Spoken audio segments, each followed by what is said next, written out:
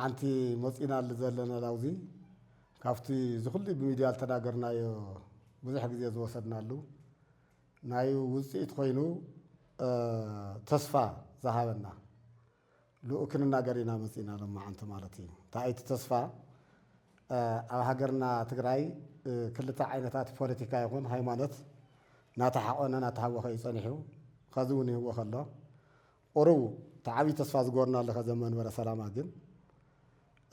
ብዙሕ ብትንትን ዝነበረ ናብ ሓደ ተጠቕሊሎም ብፍላይ ናይ እግዚአብሔር ፍቃድ ኮይኑ ናይ ኣቦታትና ዞም ቁንዓት ፍላይ ኣቦና ኣቡነ ሰላማ ብዝገበርዎ ፃዕሪ ብዝገበርዎ ጥንካርየ ላብ ንውር ተመሊሱ ላብ ሓደ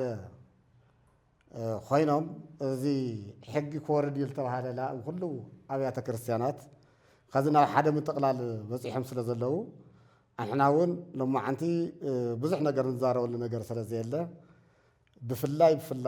ኦርቶዶክስ ተዋህዶ ቤተክርስቲያን መንበረ ሰላማ ዝሓዘ ኣብ ትግራይ ካብ ልቋቋመሉ ጀሚሩ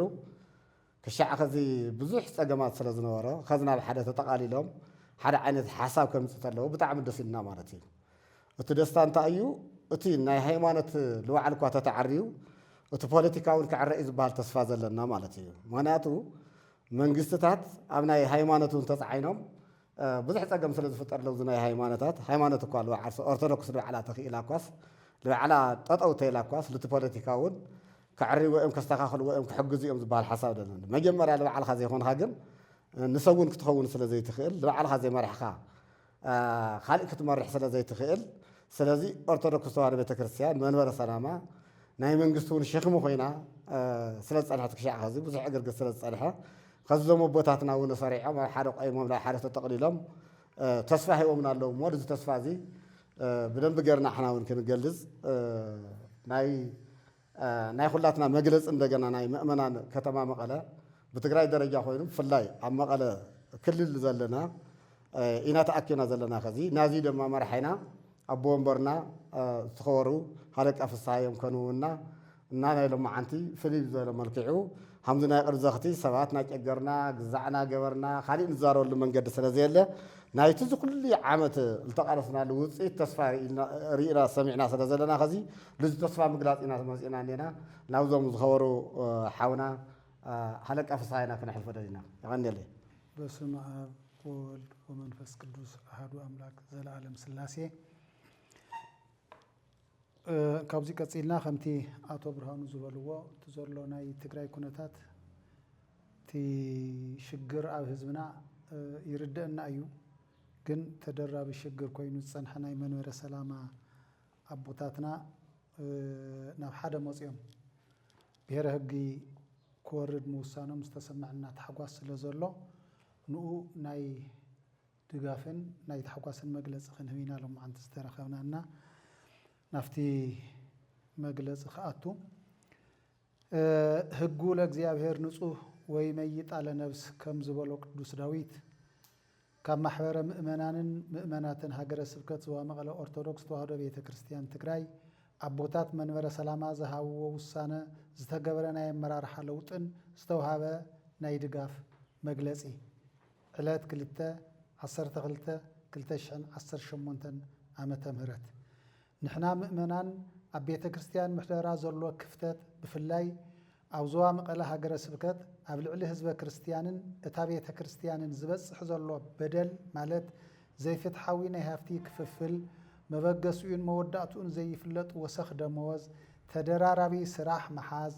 ኣብ ልዕሊ ሊቃውንቲ በደልን ኣድልዎን ምፍፃም ጉቦ ወይ ገጸ በረከት ዝብልዎ ምቕባል ብዝኾነ ሃፍቲ ቤተ ክርስቲያን ልምዓታዊ ዘይኮነ ጽግዕተኛ ሃፍቲ ምብዝባዝ ብዘይ ኣግባብ ሰራሕተኛታት ካብ ስራሕ ምፍንቃልን ብወገን ብዘይ ውድድር ዓቕሚ ዘይብሎም ሰባት ምቁፃርን ንዝደለይዎ ስራሕ ይምድብሉ ነቲ ስራሕ ከዓ ዝምጡነ ሰብ ብዘይ ምርካቡ ኣብ ኣውደ ምህረት እንተይተረፈ ናይ ፍቕሪ ሰላም ወንጌል ከይስበኽ ኣሽሙርን ጽልእን ልመናን ሙዳየ ምጽዋት መምልኢ ዓውዲ ስለ ዝገበርዋ ካልኦት ፀገማትን ተወጊዶም ብጠቕላላ ብልምዓት ዝዓበየት ቤተ ክርስቲያን ኮይና ድኹማት ዘጽልሉላ ዝዕንገሉላ ሊቃውንታን ንመገልገልታን እትምቹ ከይትኸውን ዓጊቶም ሒዘምዋ ይርከቡ እቶም መራሕቲ ካብ 250 ብር ክሳብ 300,000 ካብ 250,000 ብር ክሳብ 300,000 ወርሓዊ መሃያ ኣበልን እናወሰዱ ኣብ ውሽጣ ተሸጉጦም ኣብ እንግድዓ ምእመናንን ከም መንዳዕቲ ዝተሓዘሉና መሳፍንቲ ንክእረሙ ናይ ዘተ መድረኽ ክኽፈተልና እናፅዓርና መፂና ኢና ካብኡ ሓሊፉ ቤተ ክርስቲያን ብናይ ሊቃውንቲ መምርሒ ክትምራሕ እናተገባኣ ናይ ባዕልቶም ሕጊ ብምውፃእ ዝገብርዎ ዘለዉ ዘይግቡእ ተግባር ከሲስና ውሳነታት ክመሓላለፍ ዝገበርና ን12 ዓመታት ዝተጋደለ መንፈሳዊ ማሕበር እዩ ማሕበርና ከካብ ኣጥቢያ ኣብያተ ክርስቲያናት ብዝተኣኻኸብና ውሉደ ጥምቀት ኣመንቲ ዝኾንና ብመሰረት እቲ ዝነበረ ቃለ ኣዋዲ ወይ ደወለ ጽድቅ ብዝሃበና መሰል ብቃለ ጉባኤ ተፈራሪምና ኣመራርሓናን እናመረፅናን እናተተኻኻእናን እንጓዓዝ ዘለና መንፈሳዊ ማሕበር ኢና ከምቲ ተጠቀምትን ተስፈኛታትን ተኸተልቶም ዝህቡና መጸለምታ ብዘይስሩዕ ዝንቀሳቐስ ማሕበር ኣይኮነን ካብ ወረዳ ቤተ ክህነት ድጋፍ ደብዳቤ ዝረኸበ ምስ ኢትዮጵያ ሲኖዶስ እናሃለና እውን እንተኾነ ብ2009 ዓመተ ምህረት ናብ ብፁዕ ወቅዱስ አቡነ ማትያስ ፓትርያርክ ርእሰ ሊቃነ ጳጳሳት ዘኢትዮጵያ ሊቀ ጳጳስ ዘአክሱም ወጨጌ ዘመንበረ ሰላማ ጥርዓና አቅሪብና 16 ተኣኽሉ መጻረይቲ ኣብ ዞባ መቐለ ብፍላይ ኣብ ዘለው ጸገማት ኣጻርዮም ካብ 21 ነጥብታት ንላዕሊ ውሳነ ክወሃብ ኣግቢርና ኢና ብመሰረቱ ዝኾነ ውልደ ጥምቀት ኣማኒ ቤተ ክርስቲያን ዛዕባ እምነቱን ቤተ ክርስቲያኑን ናይ ማንም ውክልና ዘድልዮ ኣይኮነን ውክልንኡ ናይ ጥምቀተ ክርስትና ማህተሙ ማዕተቡ እዩ ኢልና ኢና እናኣምን ዝንጋደሎ ዘለና መንፈሳዊ ተጋድሎ ከዓ ርኡይ ጸረ ሕጊ ቤተ ክርስቲያንን ናይ ገንዘብ ዘረፋን ንዘካይዱ ብምዃኑ እቶም ተጠቀምቲ ክቃወሙ ከጸልሙ ንሕና ከዓ ብምትኽኻ መፈጸምቱ ክነብጽሕ ሃይማኖታዊ ግዴታና እዩ ኢልና ንኣምን ኣብ ልዕሌና ብገንዘቦም ማእሰርትን መግረፍትን ዋላ የብጽሑልና ኣካልና እምበር ዝእሰር መንፈሳዊ ተጋድሎ ኣይክህሉን እዩ ብፍላይ ካብ 2016 ዓመተ ምህረት ጀሚርና ፍኖተ ኣበብ ብዝብል ስያሜ ናብ ሚድያታት ወፂና ናብ ዝበረኸ ደረጃ ክበጽሕ ኣኺልናዮ ኢና ንዘመናት ሓቢኡ ዝነበረ ኣብ ውሽጢ ቤተ ክርስቲያን መፍቀርየ ንዋይ ኣካቢ ገንዘብ ዝኾነ ጉጅለ ንኢየሱስ ክርስቶስ ዘይኮነስ ዓርኪ ዲያብሎስ ንዝኾነ ጉጅለ ክጋለጽ ጌርናዮም ኢና ብሽም ልመና ዓውደ ምሕረት እናደንቆሩ ዙርያ ቤተ ክርስቲያን ዓውዲ ዕዳጋ ገይረምዋ እዮም ሙዳይ ምጽዋት እናመልኡ ከዓ ደመወዞም በብግዚኡ ይውስኹ እታ ቤተ ክርስቲያን ግን ብድኽነት ተቋራሚታ ሓጹር ዘይብላ ዝኣረገትን ሽንቲ ቤት እኳ ከይስርሓ ተበዝቢዛ ነቕነቕ የብልዋ ኣለዉ ቤተ ክርስቲያን ብጽሞና ምስ ፈጣሪ እትራኸበላ ምዕራገ ጸሎት እምበር ብማይክሮፎን ደንቂርካ ገንዘብካ ተራግፈላ ዕዳጋ ጨረታ ዝካየደላ ናይ ቢዝነስ ማእከል ኣይኮነትን ንሳቶም ግና ከምኡ እዮም ገይረምዋ ዘለዉ ኣብ ቀብሪ እንተኸድካ ገንዘብ ሃባ ኣብ ንክርስትና ገንዘብ ሃባ ንተስካር ዓቐን ዘይብሉ ገንዘብ ሃባ ገንዘብ እዚኣቶም ከዓ ናይ ዲያብሎስ ፈተውቲ እምበር ናይ ኢየሱስ ክርስቶስ ፈተውቲ ፍጹም ክኾኑ ኣይኽእሉን ገንዘብ ካብ ዓቕምኻ ንላዕሊ ምውሳድ ጣዖት እዩ ጣዖት ከዓ ዲያብሎስ እዩ ንኣብነት ጎይታና መድሓኒና ኢየሱስ ክርስቶስ ተዛረቦ ኣብ ሉቃስ ወንጀል ምዕራፍ 16 ካብ ቁፅሪ 13 ክሳብ 14 ከምዚ ይብል ነቶም ጸሓፍትን ፈሪሳውያን ካህናት ከምዚ ኢልዎም ኣልቦ ገብሪ ዘይክል ተቀንዮ ለክልኤ ኣጋእዝት ወእማ ኣኮ ኣሃደ ያፈቅር ወካልኦ ይጸልእ ወእማ ኣኮ ለኣሃዱ ይትእዘዝ ወለካልኡ ይዓቢ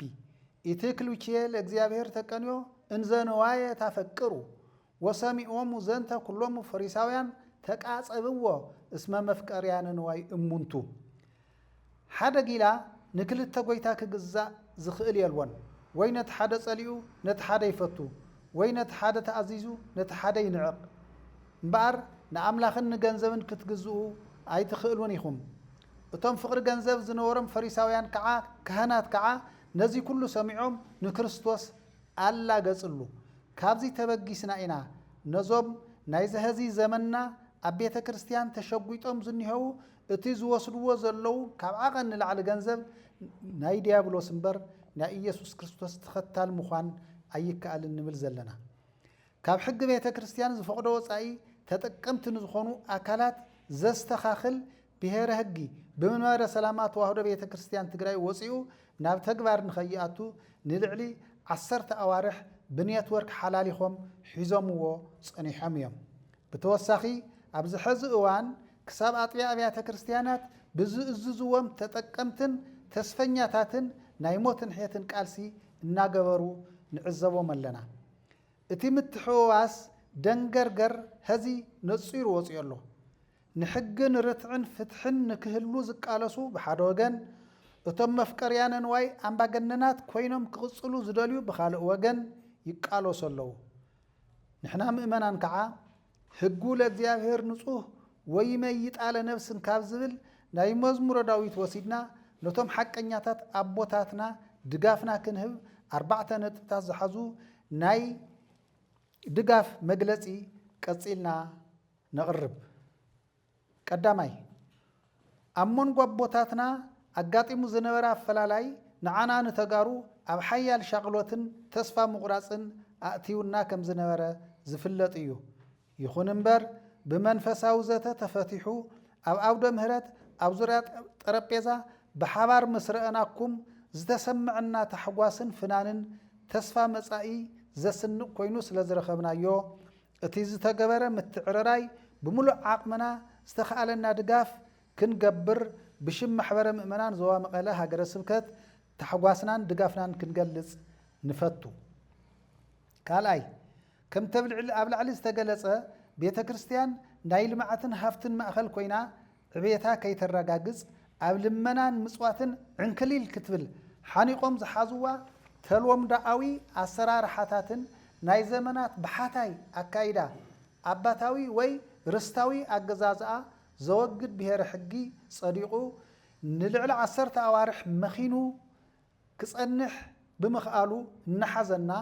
ብዘይወዓል ሕደር ናብ ተግባር ክውዕል ኣጥቢቕና ነቦታትና ንሓትት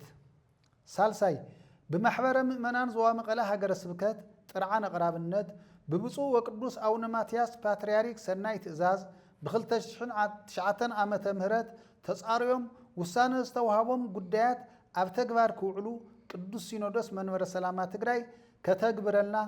ኣጥቢቕና ክንሓትት ንፈቱ ራብዓይ ሃፍቲ ኣብያተ ክርስቲያናት ንዓመታት ተበዝቢዙ ስለ ዝኾነ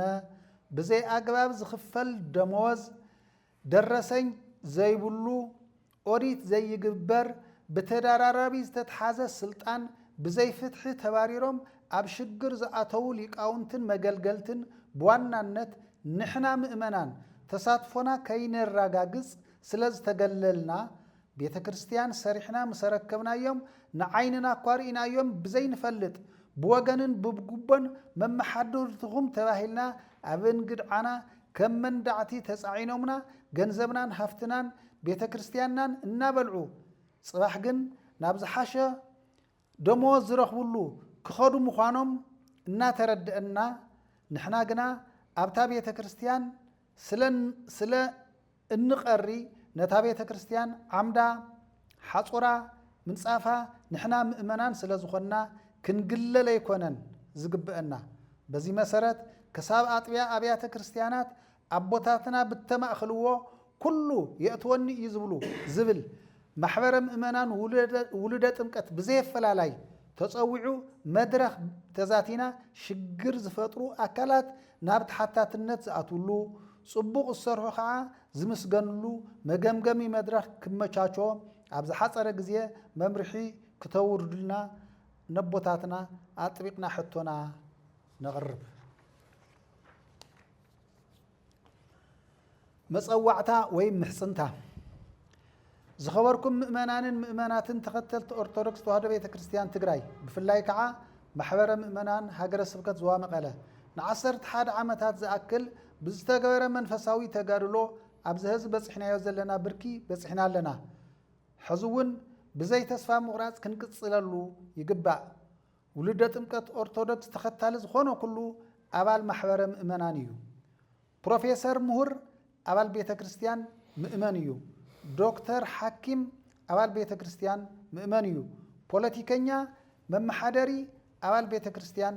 ምእመን እዩ ኢንጂነር ኣባል ቤተ ክርስቲያን ምእመን እዩ ወታደር ፖሊስ ኣባል ቤተ ክርስቲያን ምእመን እዩ ስለዚ እቲ ጉዳይ ናይ ኩላትና እዩ ዘይምልከቶ ውሉደ ቤተ ክርስቲያን የልወን ወይ ከምቲ ዝበሃል ቤተ ክርስቲያን ዝጸልአ ተጸይሩ ቤተ መንግስቲ ዝጸልአ ከዓ ተኣሲሩ ከም ዝበሃል እዩ ዝኸውን መጨረሽቱ ስለዚ ብማዕዶን ካብ ምቁማት ብዘለና መክሊት ቤተ ክርስቲያንና ንዕብያ ነልማዓያ ካብ ልመና ክትወፅእ ንጽዓር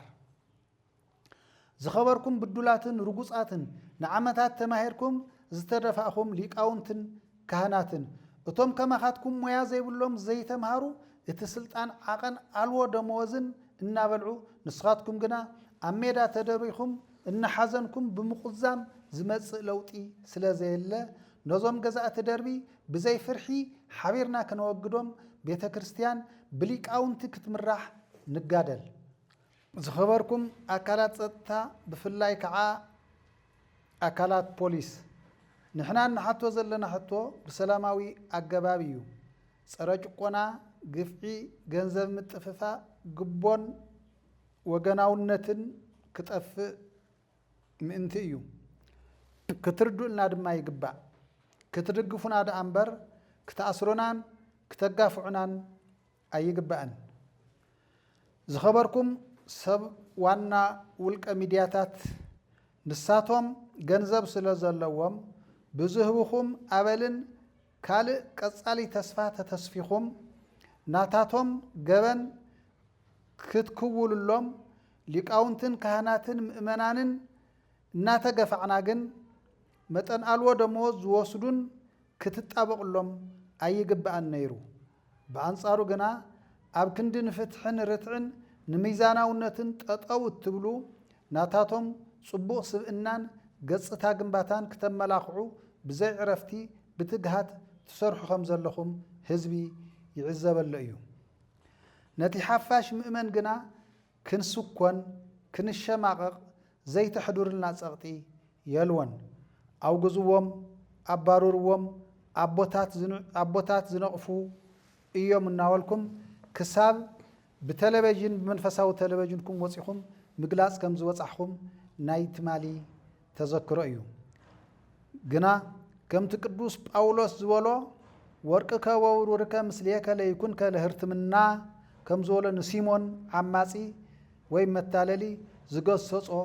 ክትኮኑ ይግብአኩም ነይሩ ብኣንጻሩ ከዓ ምእንቲ ፍትሒ ርትዒ ጸረ ኣድልወን ብዝኾነትን